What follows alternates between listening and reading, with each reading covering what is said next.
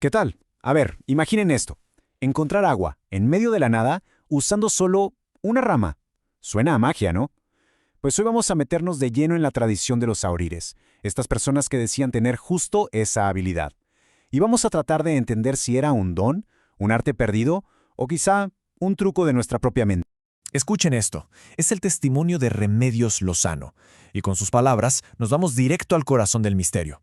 Fíjense, no está hablando de un cuento antiguo, no, está hablando de su propio padre, y es justo esta historia tan personal la que nos va a guiar.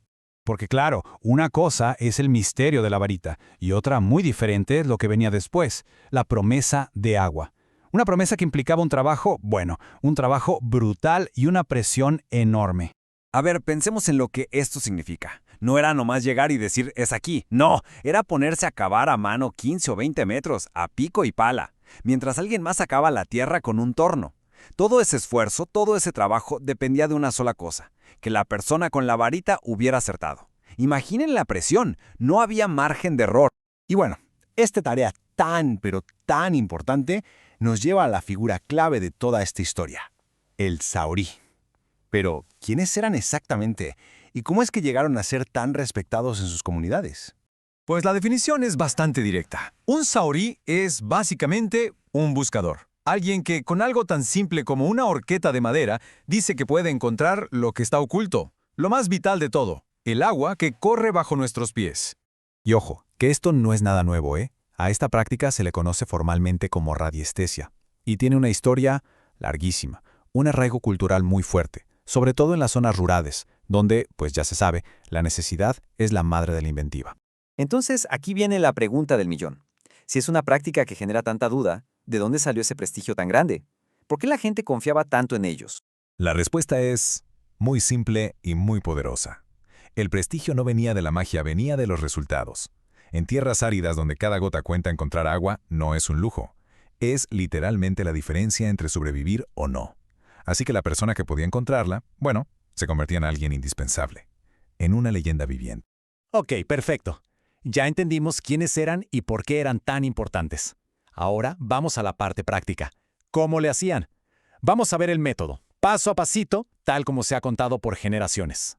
Primero, la herramienta. Y esto es bien interesante porque no servía cualquier vara. Tenía que ser una horquilla, una rama en forma de Y. Y no de cualquier árbol, generalmente de maderas flexibles como el avellano o el fresno, de unos 40 o 50 centímetros. Y aquí está la clave. Tenía que ser flexible para poder doblarse, pero también resistente para no romperse. Un equilibrio perfecto. Y ahora el proceso. Fíjense cómo combina lo físico con lo mental. Primero, se sostenía la horquilla con fuerza, con tensión. Luego, la concentración. Era clave, imaginarse el agua fluyendo bajo tierra. Después, a caminar, despacio casi siempre hacia el noreste. Y de repente, la señal. La vara se doblaba bruscamente hacia arriba. Ahí se detenían y giraban para encontrar la dirección exacta de la corriente.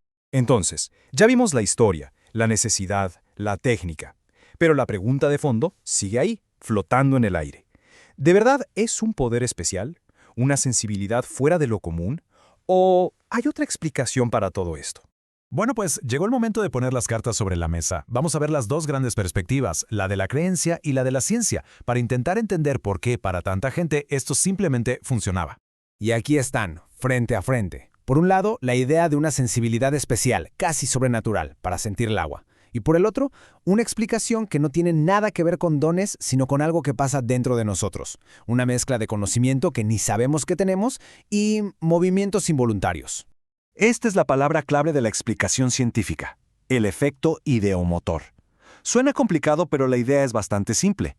Es el fenómeno donde nuestros pensamientos, sin que nos demos cuenta, provocan pequeños movimientos en el cuerpo. O sea, la expectativa de encontrar agua hace que inconscientemente movamos las manos y la vara reaccione.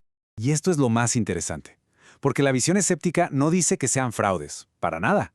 De hecho, dice que la mayoría de los saoríes creen de verdad en lo que hacen. La explicación es otra, que su subconsciente es un experto en leer el terreno, la vegetación, las pendientes, y eso los guía. Además, muchas veces el agua subterránea está en acuíferos enormes, así que es más fácil acertar.